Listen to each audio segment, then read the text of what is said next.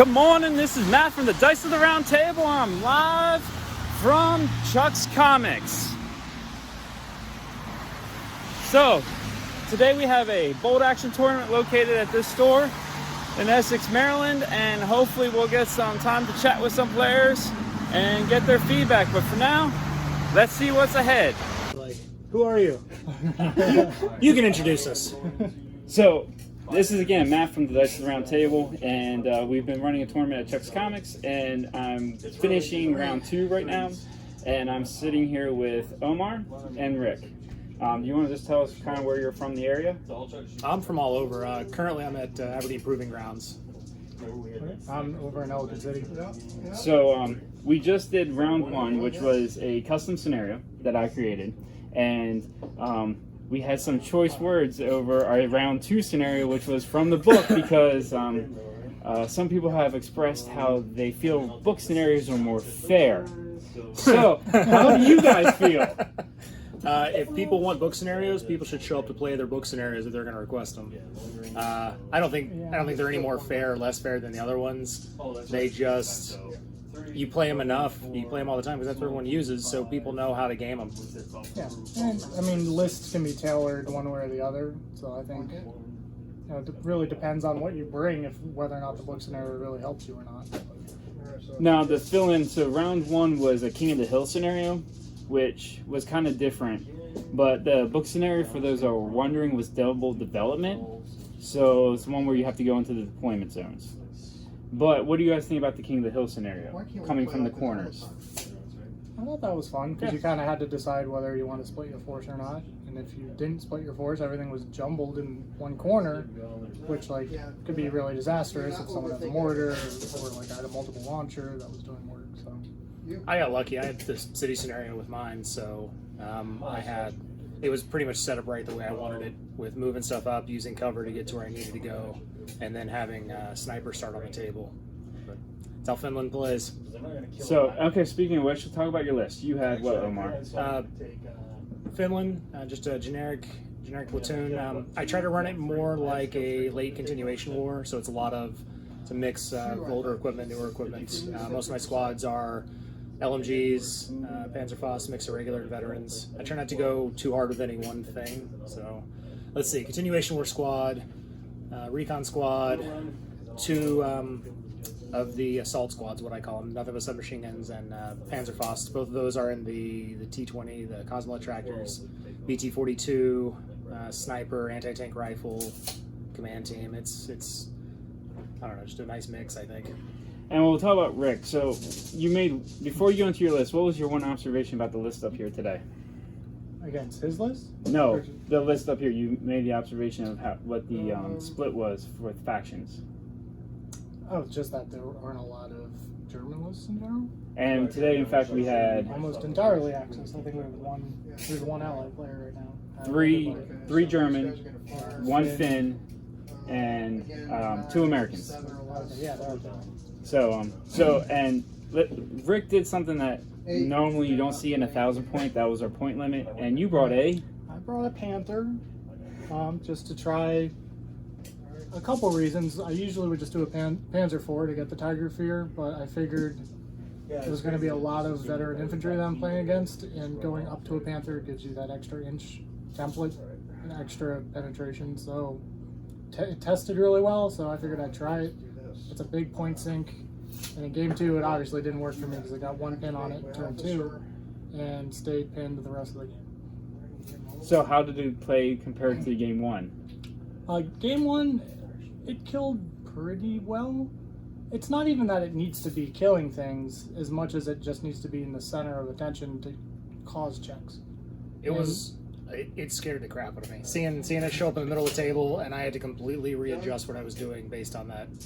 Any other tank I just ignore, I couldn't ignore it. I had to hide from it. Yeah, and the same thing is, so he had to hide from it line of sight-wise, and I didn't feel bad just sticking it on the table in the middle of the table turn 1 because there was nothing on his list I was afraid of. Having 10 armor in the front on a 1,000-point list, no one's really going to bring anything to hurt it from long range. Was there anything on Omar's list that made you be concerned? Just the amount of scary veteran infantry squads that he could get around the table. I mean, the HE tank was scary, but the fact that, you know, it was only armor 8, so it was hiding, and if I kept my Panzer in the middle of the table, it kind of kept him from doing what he wanted to with everything. But again, it wasn't able to really do a whole lot being pinned for 5 turns. And running away the other ones. Yeah, failing order checks and running away. Mine was the same way. Every time I thought I was going to do something with it, like, oh, you can see that Panther. Better test for Tiger Fear. Okay, let's do it. So, any last thoughts going to the rest of the day? No, not really. Just when you're designing lists, just be balanced with it. You're going to have to move around the table. I haven't seen too many today where it's been a lack of transports. People seem to be pretty balanced with it, but I learned I need to have something that can deal with high armor, because even at 1,000 points I might run into it. Yeah, and like I say, I mean, this was a very silly list. I just wanted to see if it would work, and even though it's not probably earning its points back, it is at least kind of controlling the table somewhat. So, I mean, I don't mind that I brought it. Like, it's still fun to play. And it's awesome to see on the table. So, Yeah. thank you guys. And we're going to get ready for round 3. Thanks for watching and stay tuned. Alright, so this is Matt from the Dice Around Table again. I'm with Justin. Tell us where you're from, Justin. I'm from here around the Essex, Rosedale area. Okay, so we're up here at Chuck's Comics again. We just got done round 2 with Jesslyn, and how do you feel about playing? Because you have played how many games up to this point of Bolt Action? I think I played maybe 2 or 3 games. Okay, so 2-3 games on your belt. It's been a while, right? Like 9 months. How does it feel jumping into a 3-game tournament with that behind you? I mean, it's definitely a refresher because I get to relearn the game mechanics. I get to try out other lists and see what other people's lists are like, and it's just a learning experience in my book. Do you feel like this is a hard game to come into a friendly tournament style to get back into it? No, Why? because everyone here at everyone's tournaments is usually pretty laid back with their lists. They're not going like super try hard with their lists. 9 times out of 10, they just want to try something fun or new. I mean, that's what I did, because I had mostly infantry and some vehicles, but I decided to take a Sherman with a lot of veteran infantry and some teams, and it's worked out for me somewhat in the long run. I won my first game, but my second game, you played me and you saw how that went. So overall, how would you someone getting into Bolt Action a little bit? What would be something you would tell them to remember when they got into a match? Like, what's something that you picked up watching and playing against other people today? Try to think of what your opponent is going to think of next. So, say if they have a tank in reserve and you have a tank in reserve, who's gonna pull up the tank first? Unless you have to go last. Or if if one squad has already shot and you have another squad free, use that squad because now they can't rebuttal against you. So how did you like that tank duel? So I had a Hellcat versus a Sherman. How did you feel that tank duel went? I feel like if you didn't have one more pin marker on me, I would have destroyed that tank. Or if you didn't pull that shenanigans, the ambush shenanigans, turn 1, Reki. then I'm pretty sure that tank would have been gone by at least turn 3. So when we're talking about pins are when a unit gets shot at, they get a pin. And in this case, that one pin does get added to your number you need to hit with. And literally, you missed several times with just by that one pin, didn't you, today? Yep. So. And that one was against your tank, where I needed a 5, where I rolled a 4, where I thought I needed a 4. So the other thing that you did today is, with the match that we just had, he had a lot of units pinned. What made you decide to do a rally check versus trying to activate them like normal? Because one thing I learned about Bolt Action in the pin system is when you go to activate that unit that has the pins on it, if you go to shoot something, the pin markers affect how your shooting is as well.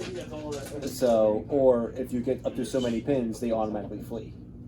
which is a big deal in this kind of game. Which pin markers are the way to go with bolt action. It's not necessarily about killing, because you're just gonna shoot themselves in the foot. We're just pin markers, which is what happened in our game. Which I needed one unit to get onto your side of the table one turn earlier, and because of a pin marker, they failed. Now, on the flip side, your SMG squad, you want to tell us what your SMG squad did in one turn? Yeah, I had a squad that came around inside of the building. He had one squad on the open, and I had 3 SMGs and about 5 or 6 rifles. And one round of shooting, and we were in super close range. All but 1 or 2 miss, 1 or 2 hit, and then I rolled for damage, and I killed like 5 or 6 guys, and there was 1 dude alive. Who then snafu'd, and he got to turn him and shoot my lieutenant, which didn't do anything. Didn't do anything, but that was just something funny. Yeah. And since you've now got like 5 games, do you feel like every game you've ever played has left an impression, like a story Yeah. that's unique? Yeah. What's been your favorite game moment in any game so far? I think it was actually round 1, the very last turn of round 1 of this tournament, where it was capture the flag objective, and my opponent had a single lieutenant on the objective, and I had a squad contesting it, and my mortar was the very last guy to go. He drew it and like, I have line of sight to your lieutenant. I'm going to indirect fire. I need a 6. I rolled a 6. Do I kill him? And I killed him. So that freed up that objective. So that gave me extra points. That gave me 10 points to his 2. So that was a major victory for me. And just go show you, the game's technically not over till maybe even the last dice. A lot can change. Yeah. Thanks for the time today, Justin. We're going to get ready for round 3. All right. So, I appreciate everyone that came out to the tournament yesterday. Appreciate those that took some time to make some comments and talk with me. We did have 6 total players, and the lists are as follows. Overall, the tournament had 3 German lists. We had a list with a Puma, Panzer III, heavy artillery, and infantry. We had a German list that had an 88 TOW, Wirbelwind, and was Winter Germans. Then we had the other German list that had the Panzer, Flamethrower, and other little fun bits. We had a Paratrooper American list that had 4 squads in it with a Sherman. And then the Finnish list had the 2 assault squads, 2 regular squads, 2 transports, and a massive howitzer tank. And then there was an American list with lots of regulars, 4 infantry, a Hellcat, what else was in it? Hellcat truck, 37mm anti-tank gun, and some other bits. The list order came in the order of Finns took first, German with the Panther took second, American paratroopers took third, and that was followed by the American regulars and the other 2 German lists, the 88 list and then the DAC Panzer Puma mix. Again, bold action. Lots of stories were made yesterday. Lots of stories. There was the 88 crew that in 2 games was not able to get 1 shot off. It got decimated by 2 HE rounds. Then the Panther that got stuck. One game where crazy sniper team that were Americans were able to hold off a assault bazooka guy that was dead set on getting some revenge on some tanks. But anyway, that was Chuck's Comics quarter 1 tournament, and everyone there is awesome. If you're ever in the Essex, Maryland area, I encourage you to stop by and see them. Otherwise, please subscribe to the channel, like the video if it's something you want to see more of, and I will see you in the future. Thanks for watching.